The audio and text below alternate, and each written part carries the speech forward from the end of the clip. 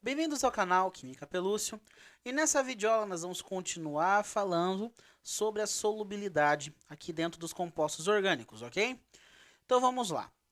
Gente, como eu falei na última aula, um dos maiores solventes, o mais importante que nós utilizamos, certo? No dia a dia, e também a natureza se utiliza dele, é a água, conhecida aí como solvente universal.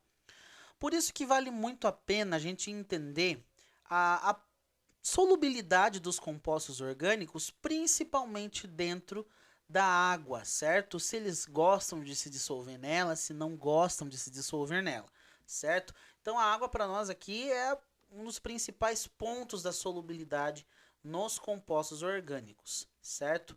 Embora a gente possa estudar isso em níveis mais gerais, certo? Não é só a água, só a solubilidade da água é importante. Não, temos que aprender a fazer aquilo que nós vimos na aula anterior.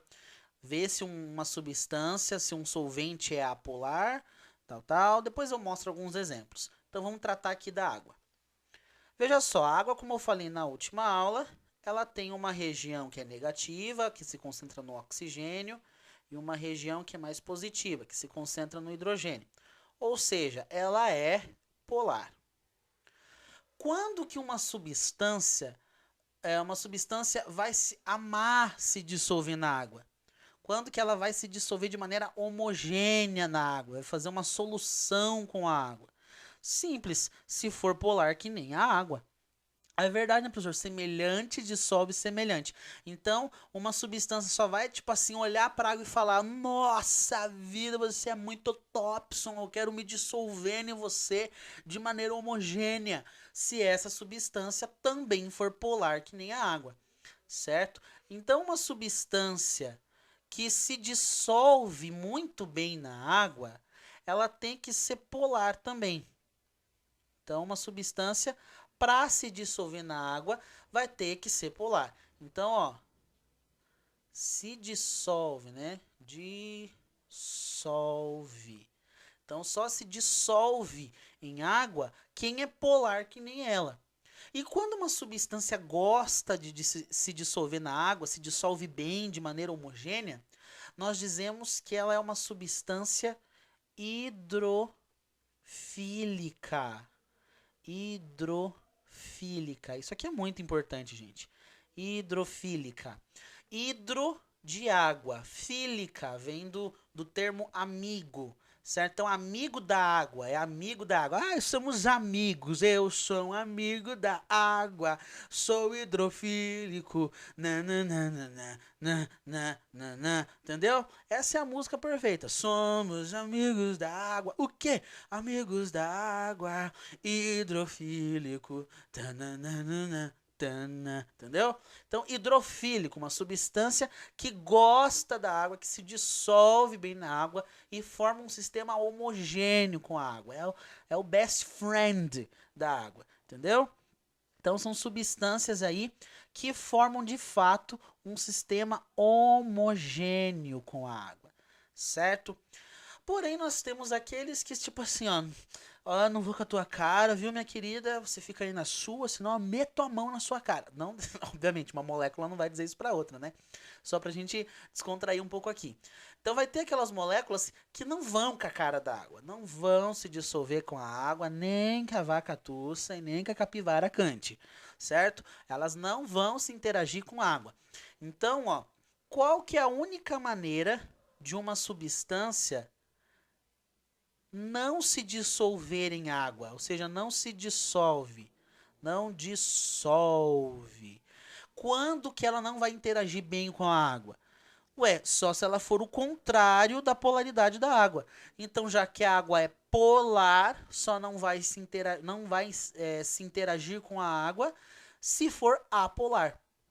Então, uma substância apolar ela não vai se dissolver, ela não vai amar a água, ela não vai ser amiguinha da água, certo? Não vai interagir com ela ali. O que acontece? Ela vai ser uma substância que nós chamamos de hidrofóbica, certo? Hidrofóbica, que não vai com a cara da água. Ela olha assim pra água e fala: "Ah, eu tenho nojo de você, nojo, N-O-G-O-G." Nogo, né? Obviamente que eu sei que nojo não se escreve com G, tá bom, gente? Ai, professor de química errou o português. Não, não é bem isso. Eu sei que é N-O-J-O, beleza? Então ela vai olhar para a molécula de água e vai dizer assim: odeio você, não vou com sua cara, não, você não é legal, não vou me misturar com você de maneira homogênea. Então, essas são substâncias que são hidrofóbicas, certo? Substâncias que são hidrofóbicas, que são apolares, beleza? Então, uma substância hidrofóbica, ela praticamente aí ela vai constituir num sistema que é heterogêneo, certo? Se eu pego lá uma substância que é apolar valendo mesmo, né? Assim, na garra, é maravilhoso esse negócio. Tipo, não gosta mesmo da água, daí vai formar um sistema heterogêneo, beleza? Bom, então vamos dar alguns exemplos, vamos falar sobre isso. Como a gente reforçou na última aula, a polaridade é questão de grupos funcionais. Quanto mais grupos funcionais eu tiver, mais polar a minha molécula vai ficando, certo? Mais polar essa molécula vai ficando. O que que acontece, minha gente? O que que acontece? Vamos pegar aqui algumas moléculas e vamos entender elas aqui. Então, vou desenhar aqui algumas moléculazinhas e nós vamos ver como que vai ficar a questão da polaridade delas em água, certo? Então, aqui, vamos pegar aqui essa substancinha. Isso, professor. Então, vamos lá, aqui também, certo? Então, aqui também, beleza. Vamos colocar aqui, sei lá, O, dupla O, OH, beleza. E vamos pegar essa daqui também. Joia? Então vamos analisar essas 4 substâncias aqui aleatórias que eu desenhei, certo? Só para a gente discutir e mostrar para você que não precisa você decorar substâncias que são solúveis em água e que não são solúveis em água. Basta apenas você olhar para a molécula delas e ver se elas têm polaridade, se é muito polar, se é pouco polar ou se não tem polaridade, coisa nenhuma, certo? Então olha só, percebam aqui. Eu vou chamar isso aqui de molécula 1, depois eu vou chamar isso aqui de molécula 2, molécula 3, molécula 4. Show de bola? Então, olha só, nesse caso, vamos analisar a molécula 1. Gente, a molécula 1 é um clássico hidrocarboneto, concorda comigo? Não tem nada nela, não tem nenhum grupo funcional, é sem graça. A densidade eletrônica tá bonitinho nela. Então, ela é uma substância apolar. Por conta disso, essa substância ela não vai interagir bem com a água, certo? Ela tem ali todas as regiões dela, ali a densidade eletrônica também distribuída, não tem nenhum polo, então é uma substância que não vai interagir bem com a água. Por isso que essa substância ela é menos solúvel, certo? Ou praticamente podemos falar aqui, né? Ela é hidrofóbica, certo? Hidrofóbica. Ela é apolar mesmo, não gosta mesmo da água. Então é hidrofóbica, não gosta da água, não se mistura na água, certo? Então uma parte dela ali ficaria tipo assim, dividido, certo? Nós teríamos um sistema mais ou menos que dividido aqui, ó. No caso, a água seria mais denso que ela, ficaria no fundo, e aqui estaria a substância 1. E aqui estaria, por exemplo, a nossa amiguinha água, certo? Então, realmente ficaria um sistema separado, bem dividido, duas fases. Já o sistema, a molécula 2, né, ela é um diálcool, né? O que que acontece? Ela tem grupos funcionais, certo? Ela já tem grupos funcionais. Isso aqui já traz para ela certa polaridade, ok? Então ela já tem uma polaridade, é uma molécula polar, certo? Então ela é uma molécula polar. Então ela não é uma molécula tipo assim, não interage nada com a água. Sim, ela interage com a água. Ela tem dois grupos funcionais ali que interagem bem, né? Dois grupos polarizados que interagem com a água. Então, ela seria uma substância polar? Seria, tem o seu grau de polaridade. E mais uma coisa muito importante. Cada grupo funcional, por exemplo, aqui nós temos dois. Como são eles, essa parte da cadeia que interage com a água. Sério, professor? A outra parte não interage? Não interage muito bem. Então, muito cuidado nisso. Não é que a molécula inteira vai interagir. Nossa, a molécula inteira sim gosta da água. Não, na realidade, são pontos da cadeia que gostam de interagir com a água. E quem são esses pontos que gostam de interagir com a água? A parte dos grupos funcionais, certo? Por isso que os grupos funcionais, eles recebem um nome muito interessante e muito importante aqui para nós. Que nome, professor? São grupos hidrofílicos, certo? Então, aqui no caso seriam grupos hidrofílicos. Então, são grupos que interagem com a água. E eu já vi muita questão cobrando isso.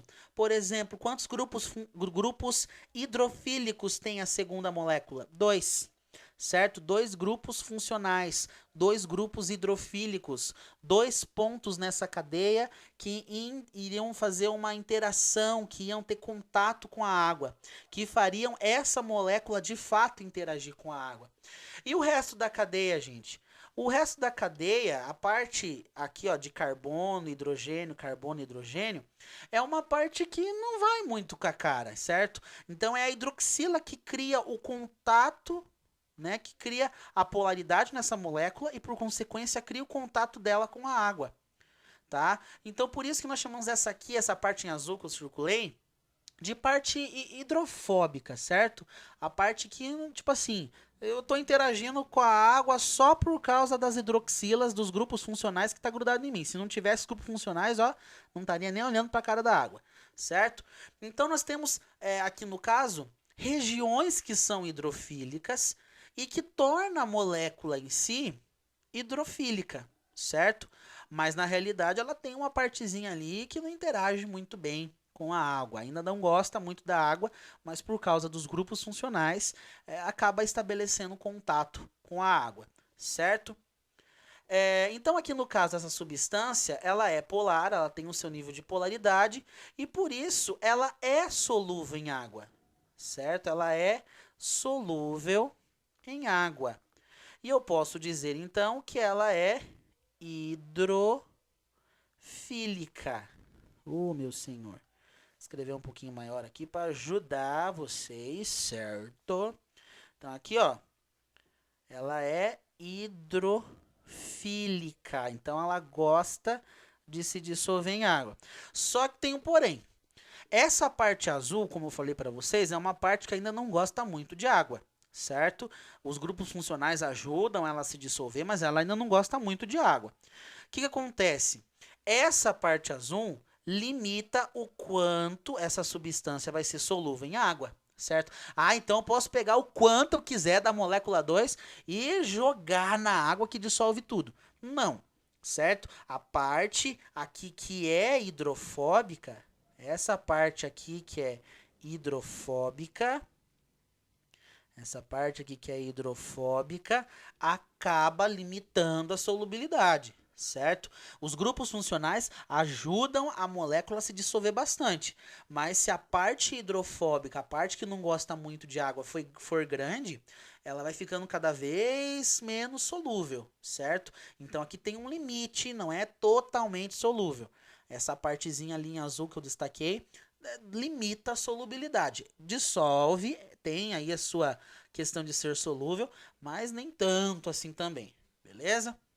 Agora a terceira molécula, gente, olha o tanto de grupos hidrofílicos que nós temos nela, certo? Olha só, grupo hidrofílico aqui, aqui também, Aqui também, ó, grupos hidrofílicos, certo? Então, nós temos aí bastante grupos hidrofílicos, bastante grupos funcionais. Ou seja, essa molécula, dentre as quatro, é óbvio que ela é a mais polar de todas. Ela é a mais polar de todas. A 2, ela é a mais ou menos, né? Mais ou menos polar, né? Mas a terceira, meu senhor, polar torano, né? Torano, professor. De tanto grupo funcional que ela tem. Ou seja, se ela tem bastante grupos hidrofílicos, ela tem várias pontas que interagem bem com a água, certo? Bastante pontas ali que deixa ter um contato bem bom com a água, certo? Por isso que essa substância ela vai ser solúvel em água. Então aqui, ó, é solúvel em água, ok? E ela é muito mais solúvel, né? Ela vai ser bem mais solúvel que a molécula 2, por exemplo, porque ela tem mais grupo funcional. Então, quanto mais polar, mais solúvel, professor, em água, exatamente aqui que eu quero que você entenda. Olha só, quanto mais polar, mais solúvel em água, certo? Ponto principal aqui do assunto. Quanto mais polarizada uma molécula, mais solúvel ela será em água, certo? Então essa aqui é solúvel, mas ela é a mais solúvel de todas as quatro aqui que eu desenhei, certo? Ela é mais solúvel que as outras.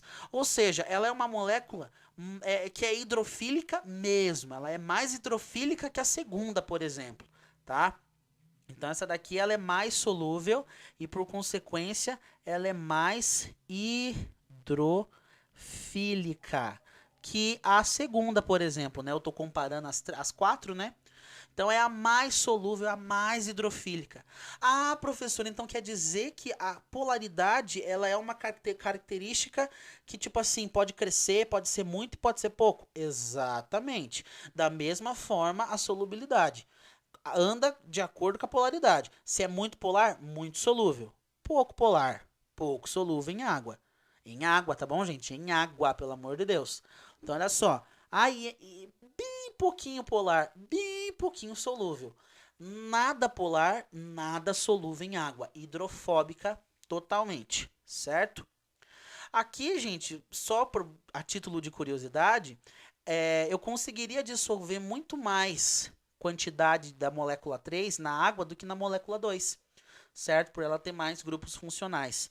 Então, ela teria uma quantidade, né, uma solubilidade maior. Eu poderia colocar mais quantidade dessa substância 3 num recipiente de água do que na substância 2, do que a substância 2, no caso.